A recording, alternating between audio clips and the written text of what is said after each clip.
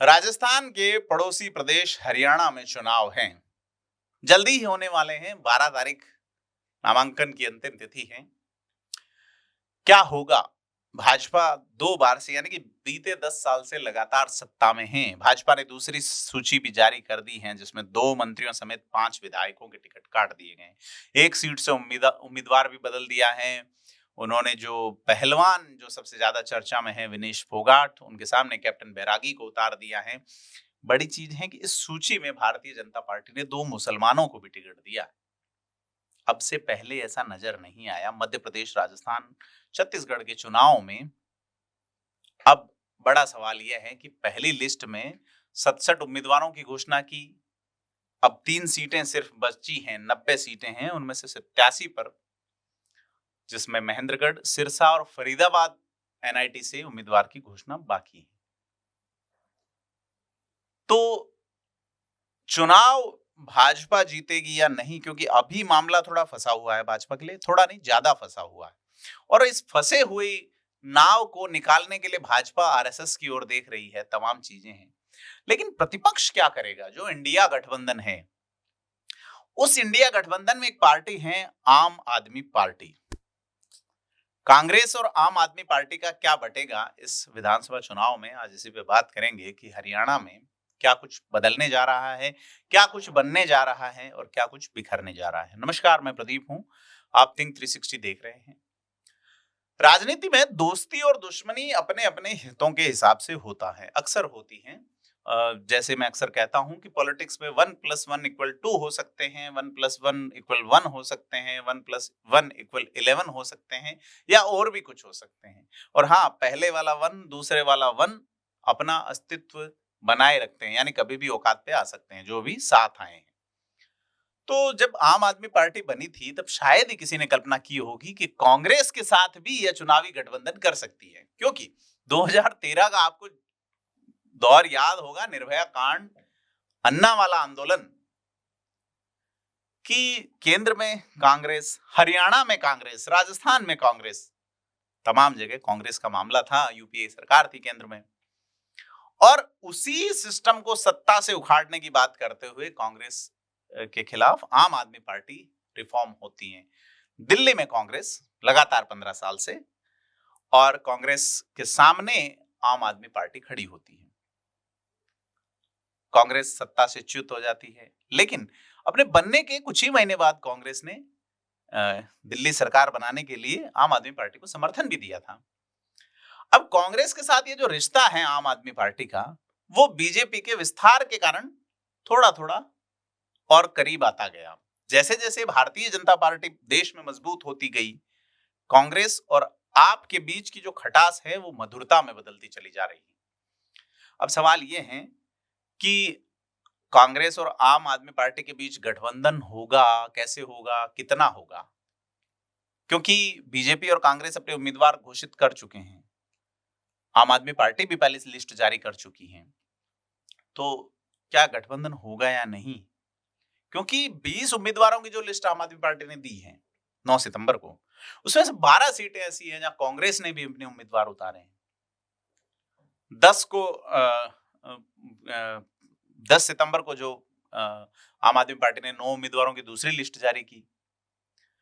ऐसे में सवाल यह है कि इंडिया गठबंधन की 2 सहयोगी पार्टियां, कांग्रेस और आम आदमी पार्टी, क्या हरियाणा में एक दूसरे के खिलाफ लड़ेंगी?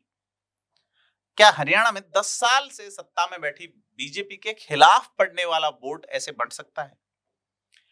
अगर राज्यसभा सांसद संजय सिंह, जो कि आम आदमी पार्टी से हैं, उनका कहना है कि 12 तारीख तक नामांकन होना है, समय कम बचा है, बीजेपी के 10 साल के कुशासन को हटाना उनकी प्राथमिकता है। 20 की लिस्ट जारी की है।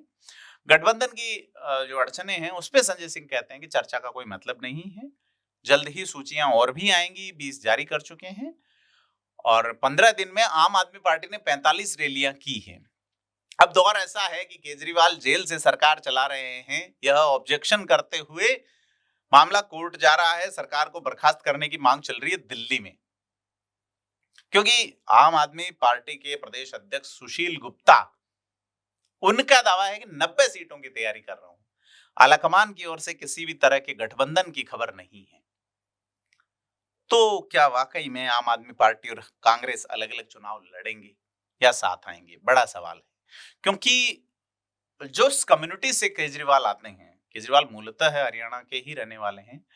उसी कम्युनिटी के बनारसी दास गुप्ता आज से करीब-करीब 50 साल पहले यहाँ सीएम रहे थे। उसके बाद किसी पार्टी ने इस कम्युनिटी अग्रवाल कम्युनिटी को ज्यादा मौका नहीं दिया है मुख्यमंत्री रहने का। यूपी में एक आध मौका मिला नहीं मिला मुझे याद नहीं है। लेकिन हरियाणा विधानसभा जब 90 सीटें हैं और भाजपा 14 और 19 के विधानसभा चुनाव में 10 साल से सत्ता में है। 19 में बीजेपी को 40 और कांग्रेस को 31 सीटों पर जीत मिली और बीजेपी दुष्यंत चौटाला की जेजेपी के साथ सरकार बना पाई। अब जेजेपी अलग हो गई है, यह भी कोई तरीका निकाला गया है या कुछ अलग है मामला? समझ से थोड़ा सा माइन्यूटली देखना होगा इसको, क्योंकि 5 अक्टूबर को जो मतदान होना है वो 1 महीना भी नहीं बचा है और 8 को गणना हो जाएगी। और अगर 2019 से 24 के लोकसभा चुनाव की गणना करें तो हरियाणा में भारतीय जनता पार्टी का वोट शेयर करीब 12% घटा है। ऐसे में क्लियर है कि भारतीय जनता पार्टी के लिए हरियाणा विधानसभा चुनाव कतई आसान नहीं है। कारण कई सारे हैं। आरएसएस सक्रिय है या नहीं, ये चिंता है लोगों में, ये सवाल है। और सक्रिय है तो किस हद तक है? क्योंकि जेपी नड्डा का यह बयान बहुत बहुत नीचे तक असर करता है। राजस्थान के चुनाव में भी नजर आया, मध्य प्रदेश छत्तीसगढ़ का जब चुनाव था, कि भाजपा को अब आरएसएस की आवश्यकता नहीं। दूसरी बड़ी वजह कि भाजपा 10 साल से यहां सत्ता में है, ऐसे में उनके खिलाफ एंटी इनकम्बेंसी जिसे कहा जाता है, सत्ता विरोधी लहर है, प्रचंड है। और पहली बार विधानसभा के चुनाव किसान आंदोलन के बाद हो रहे हैं और बड़ी संख्या में हरियाणा के किसान इस आंदोलन में सीधे तौर पे शामिल थे। हरियाणा वो जमीन थी जहां यह आंदोलन खड़ा हुआ। अब किसान आंदोलन को लेकर भाजपा का जो रुख था वो बिल्कुल आलोचनात्मक रुख, उस पर आलोचना होती रही है। तीसरा जो सबसे बड़ा कारण है आरएसएस किसान, वो है हरियाणा से आम लोग, साधारण लोग। आम आदमी पार्टी, अगर आम आदमी कहेंगे तो आप आम आदमी पार्टी समझेंगे, लेकिन यह है कि साधारण परिवारों के लोग सेना में बड़ी संख्या में जाते हैं, बड़ी अच्छी संख्या में जाते हैं। ऐसे में अग्निवीर योजना जो है वो कांग्रेस मुद्दा बना रही है और भाजपा के गले की फांस बन रही है। इसी हरियाणा से सटी हुई सीटों का मैं जिक्र करूं, झुंझुनू, सीकर, चूरू भाजपा साफ राजस्थान में। कारण सुमेधानंद सरस्वती हारे या देवेंद्र झाझड़िया हारे या झुंझुनू से जो भाजपा के प्रत्याशी थे शुभकरण चौधरी हारे। इन्होंने कहा अग्निवीर इसी हरियाणा से सटा हुआ।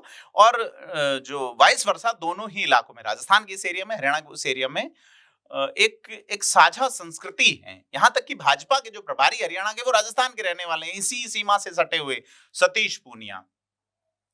अब इन्हीं चुनावों को देखे भाजपा ने अग्निवीर योजना में बदलाव किए हैं ताकि जो नुकसान होना है वो थोड़ा कम हो। और एक और मुद्दा है ब्रजभूषण शरण सिंह के खिलाफ धरने वाला मामला, हरियाणा के पहलवानों वाला मामला। कांग्रेस उसको भुनाने में है, क्योंकि जिस तरह से ये प्रदर्शन में बीजेपी के नेताओं का रुख रहा, उसको हरियाणा की जनता ने अच्छे से नहीं माना, अच्छा नहीं माना। और जो धरना दे रहे थे विनेश फोगाट और बजरंग पूनिया, अब कांग्रेस में आ रहे हैं और कई नेता भाजपा छोड़ रहे हैं। ऐसे में बीजेपी के लिए चुनाव बिल्कुल आसान तो नहीं है। और जैसा मैं पहले जिक्र कर चुका कि हरियाणा में आम आदमी पार्टी जो है, चूंकि अरविंद केजरीवाल मूलतः है हरियाणा से है और हरियाणा का जो हिसार जिला है जहां के प्रभारी राजेंद्र राठौड़ राजस्थान से हैं, वहां का खेड़ा जो गांव है वो केजरीवाल का पैतृक गांव है और वो अपनी हरियाणवी पहचान को खुल के बताते रहे हैं। और इस चुनाव में अरविंद केजरीवाल की पत्नी श्रीमती सुनीता केजरीवाल खुलकर प्रचार कर रही हैं। प्रचार के दौरान वो अरविंद को हरियाणा का बेटा बताते हुए एक कनेक्शन जोड़ने की कोशिश कर रही हैं। उन्होंने एक चुनावी रैली में कहा भी कि जो पार्टियां, बड़ी बड़ी पार्टियां जो काम नहीं कर पाई वो आपके लाल ने कर दिया, आपके भाई ने कर दिया, आपके बेटे ने हरियाणा का नाम पूरे देश दुनिया में रोशन किया है। और उन्होंने साथ मांगा है। अब जाहिर है कि सुनीता केजरीवाल और पूरी आम आदमी पार्टी अरविंद केजरीवाल को जेल भेजे जाने का मुद्दा भाजपा के खिलाफ भुनाने की कोशिश करेंगे। लोकसभा चुनाव में मुद्दा नहीं चल पाया था, न दिल्ली में चला न हरियाणा में, लेकिन यह है कि अब तक के चुनाव में हरियाणा में आम आदमी के प्रदर्शन पे सवाल है। क्योंकि कांग्रेस के कहने पे हरियाणा में आम आदमी पार्टी 9 सीटें छोड़ दी थी, मिलके चुनाव लड़े थे 24 का लोकसभा चुनाव। सिर्फ एक कुरुक्षेत्र सीट पे आम आदमी पार्टी लगी, जहां से वही सुशील गुप्ता, जिनका जिक्र कर चुका, जो प्रदेश अध्यक्ष है, वो चुनाव लड़ रहे थे और 5,13,000 वोट लाए, लेकिन दूसरे नंबर पे रहे। हाल ही में कांग्रेस से छोड़ के भाजपा में गए नवीन जिंदल इस सीट से, कुरुक्षेत्र से सांसद बन के गए और 4% के आसपास टोटल वोट एक सीट पे, कुल वोटों का जो है, कुल अगर टोटल लोकसभा 10 लोकसभा सीटों पे देखें तो 4% वोट हरियाणा के आम आदमी पार्टी को। और 19 में अकेले आम आदमी पार्टी लड़ी थी 46 सीटों पर, परंतु प्रदर्शन इतना निराशाजनक रहा कि एक भी सीट नहीं जब्त, वोट शेयर 0.5% भी नहीं रहा, अधिकांश सीटों पे जमानत जब्त रही। अब यहां तक कि इसके थोड़े ही पहले यानी 19 में ही सभी सीटों पे जब भाजपा 10 की 10 सीटें जीती थी, तब आम आदमी पार्टी ने 3 लोकसभा सीटों पे उम्मीदवार उतारे थे, लेकिन 0.36% ही वोट शेयर जुटा पाई। ऐसे में हरियाणा का चुनाव और गठबंधन की राजनीति में कई ऐसे दूसरे दल हैं जो किंग मेकर की भूमिका में आते रहे हैं, जाते रहे हैं। दुष्यंत चौटाला की जेजेपी है, हरियाणा विकास पार्टी है। पिछली बार भूलना नहीं होगा कि जेजेपी ने ही भाजपा को सरकार बनाने में बड़ी भूमिका अदा की थी। अब बीजेपी और जेजेपी अलग अलग हो गए हैं, परंतु चंद्रशेखर आजाद यूपी वाले जो अभी सांसद बने हैं, उनकी आजाद समाज पार्टी और जेजेपी के बीच गठबंधन हुआ है। आजाद समाज पार्टी ने राजस्थान विधानसभा चुनाव में हनुमान बेनीवाल से गठबंधन किया था और वहां दुष्यंत चौटाला के परिवार वाली जेजेपी के साथ गठबंधन हुआ।